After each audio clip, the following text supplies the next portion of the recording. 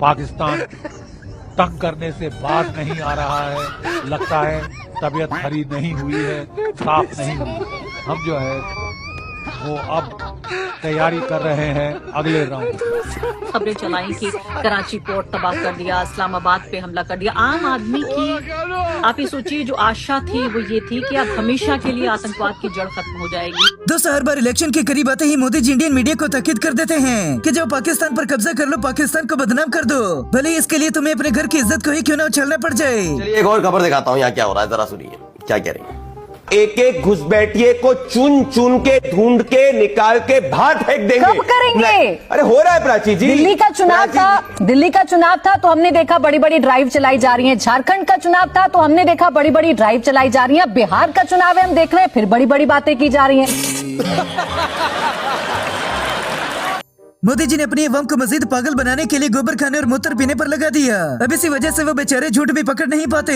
वो 1 लाख रुपए की चीजें खरीदता था तो उसे उस समय करीब 25,000 रुपया टैक्स देना पड़ता था। अगर साल भर में 1 लाख रुपए की चीजें उसने खरीदी तो 25,000 रुपया टैक्स था 2014 के पहले, मेरे आने से पहले। Oh my God! Wow! Modi ji ने भारतीय अवाम के साथ इंडियन मीडिया को भी परेशान कर रखा है कि जो झूठ पे झूठ बोलो। जिस बिरादरी का मैं हिस्सा हूं वो काफी कंफ्यूजन में है, भटक रहा है आजकल। कुछ दिनों पहले तक तमाम न्यूज चैनल्स आपको बता रहे थे ट्रंप मोदी एक्शन में, शी जिनपिंग टेंशन में। अब पिछले हफ्ते 10 दिन से वो ये बता रहे थे इंडियन मीडिया भी इतने ज्यादा झूठ इस वजह से बोलता है क्योंकि उनके न्यूज चैनल्स पर आकर इंडियन फौजी कुछ ऐसे लंबी लंबी फेंकते हैं। पाकिस्तान का कोई भी चप्पा चप्पा भारत की फौज के निशाने पर था।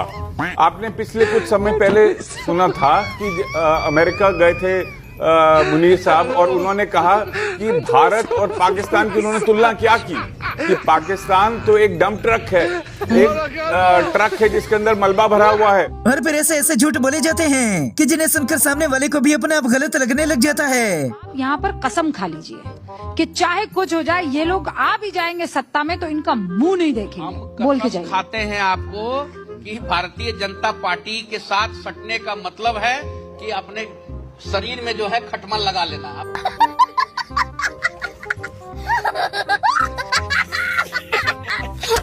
पाकिस्तान आतंकवादी होने के साथ साथ अब ठगबाज भी बन गया। पाकिस्तान की यही तो ठगबाजी है। दुनिया उसका नापाक सच जानती है लेकिन हर बार पाकिस्तान के झूठ पर भरोसा कर बैठती है। अमेरिका ये गलती 23 साल पहले भी कर चुका है। तब आतंकवाद से लड़ाई के नाम पर पाकिस्तान को वर्षों तक अरबों डॉलर की आर्थिक मदद दी गई थी। ऑपरेशन सिंदूर के दूसरे पार्ट की भी तैयारी शुरू हो गई, बस कैमरे सेट करना बाकी रह गए हैं। और बड़ी खबर आपको बता दें, सेना प्रमुख जनरल उपेंद्र द्विवेदी का बड़ा बयान सामने आया। बता दें ऑपरेशन सिंदूर 2.0 की पूरी तैयारी कर ली गई। बता दें पाकिस्तान को मुंह तोड़ जवाब दिया जाएगा। ये बड़ा बयान उनकी तरफ से सामने आया है। उन्होंने कहा है कि किसी भी कायराना हरकत पर पाकिस्तान को नहीं छोड़ेंगे। दोस्तों, इंडियन मीडिया के लंबे लंबे झूठ सुनकर अमेरिका की खबरों ने भी हाथ खड़े कर दिए। पाकिस्तान के प्रधानमंत्री से लेकर वहां के आर्मी चीफ तक देश के टॉप 3 चेहरे इस वक्त एक साथ देश से बाहर हैं। कहने को निवेश जुटाने और डिप्लोमेसी करने निकले लेकिन असली वजह डर है। अफगानिस्तान से जंग का डर, आर्थिक तबाही का डर। इंडियन मीडिया जानबूझकर सारा दिन पंगा लेता रहता है और फिर जब जवाबी कार्रवाई हो तो ऐसे रोते हैं। पाकिस्तान तंग करने से बाज नहीं आ रहा है। लगता है तबीयत खरी नहीं हुई है, साफ नहीं हुई है। हम जो है वो अब तैयारी कर रहे हैं अगले राउंड। अभी मजा आएगा ना भिड़ो। सिंदूर की बदनामी करवाने के बाद अब गोदी मीडिया जानबूझकर सिंदूर पर मिर्च मसाले लगवाता है। आर्मी चीफ ने कहा है कि अब क्या होगा उसकी तैयारी रखिए। ऐसा कुछ सबक सिखाएंगे आपको चारों तरफ से हम कि आपको नानी अम्मा याद आ जाएंगी। पहली बात तो ये होगी। दूसरी बात इन्होंने कहा कि हम मजहबी बात करते हैं, हम कुरान पाक की बात करते हैं। देखिए कुरान पाक हमारे लिए हमारी जान से, हमारे माल से, तमाम चीजों से मुकद्दस है।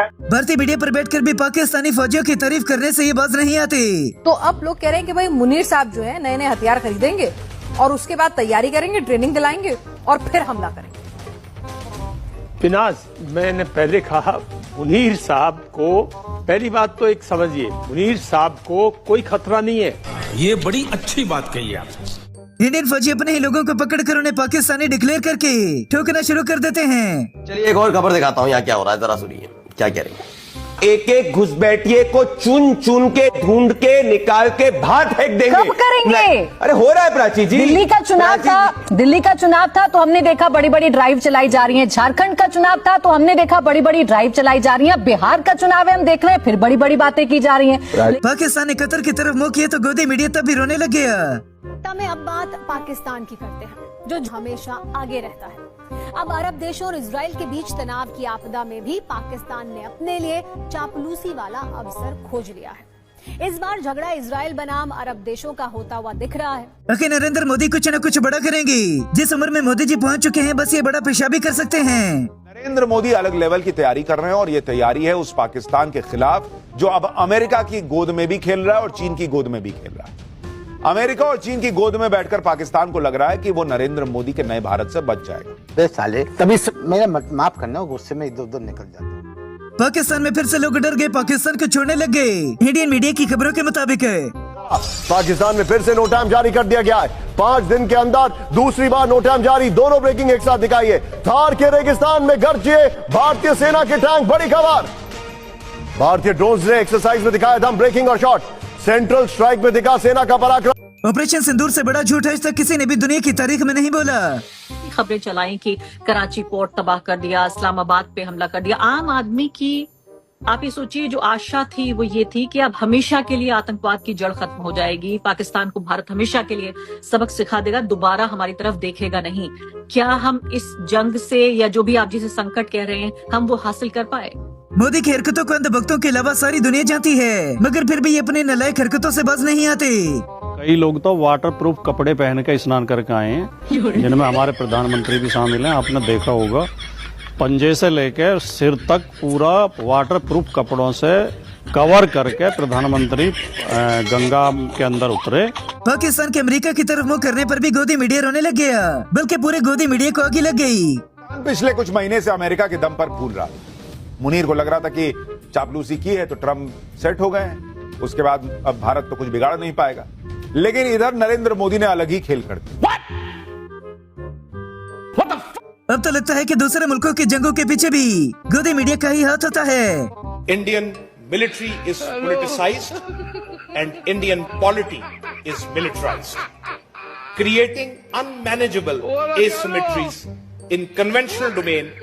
चलो मान लिया कि पाकिस्तान पर तो जुल्म होता है, मगर बेचारी भारतीय अवाम को गोबर खाने पर मजबूर किया जाता है। अहमद शेर सही, आप लोग इतना जुल्म पाकिस्तान पर क्यों ढा रहे हैं? बेचारा मुल्क है, रोटी खाने के लिए उनके पास पैसे नहीं है, गधा बेच बेच कर इकोनॉमी चल रही है और आप लोग उनको कूटे जा रहे हैं। पाकिस्तान 50 साल से यही टूरिज्म अपने मुल्क में बना दिया और अफगानिस्तान में भी। और तो मोदी जी को अंधभक्तों ने भगवान ही मान लिया। मोदी भगवान जिंदाबाद। ये क्या सुन रहा हूँ मैं? मोदी भगवान जिंदाबाद। जिंदाबाद जिंदाबाद। मोदी भगवान जिंदाबाद। मोदी भगवान है। कभी गोदी मीडिया ट्रम्प को बहनोई समझकर जलने लग जाता है, तो कभी पिताजी समझकर उसके पैरों में गिर जाते हैं। एक तरफ आप देख रहे थे शहबाज शरीफ ट्रम्प की तारीफ कर रहे हैं और दूसरी तरफ क्या हो रहा है, तस्वीर में आपको दिखाऊं कि दूसरी तरफ मोदी और ट्रम्प है। मोदी ट्रम्प क्या कह रहे हैं? ट्रम्प कह रहे हैं, और जब इंडियन एंकर आम अवाम के अंदर जाते हैं तो लोग इस तरह से उनकी धुलाई करते हैं। शुक्रिया कि आपने सीतामढ़ी शहर को टीवी पर बड़ा खूबसूरत दिखाया। अच्छा लगा? बिल्कुल अच्छा लगा। जल्दी से पूछ। आपने वर्षों बरस से न बनने वाले पुल को नहीं दिखाया, ये आपकी इसके लिए भी शुक्रिया। उसकी वजह से जो घंटों जाम रहता है रेलवे ब्रिज पे, उसको आपने नहीं दिखाया, इसके लिए भी आपका शुक्रिया। मेरा ही शुक्रिया करने आए हैं क्या? न ही इंडियन फौज जाती है, न ही पाकिस्तान जाता है, मगर फिर भी पता नहीं गोदी मीडिया कहाँ धमाके करता रहता है। 6 मिनट में 2 धमाके, ये हम आपको दिखा रहे हैं। पहला धमाका 1:37 पर और दूसरा धमाका 1:42-43 पर इस जगह पर हुआ। जम्मू का ये एयरफोर्स स्टेशन है जहां देश में पहली बार ड्रोन से ये धमाका हुआ है। तस्वीर हम आपको दिखाएंगे, फुल स्क्रीन वो तस्वीरें दिखाएं।